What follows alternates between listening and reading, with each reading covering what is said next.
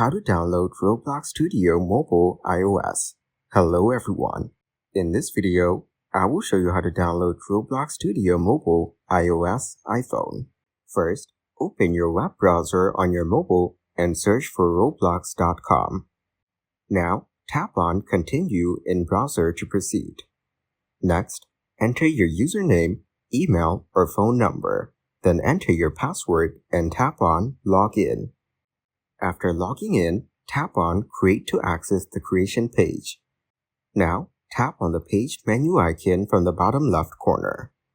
Then select Request Desktop Website to switch to the desktop version. Now, tap on Download to get Roblox Studio. Finally, tap on Download again to start the installation process. Thank you guys for watching this video. Hope you got some value.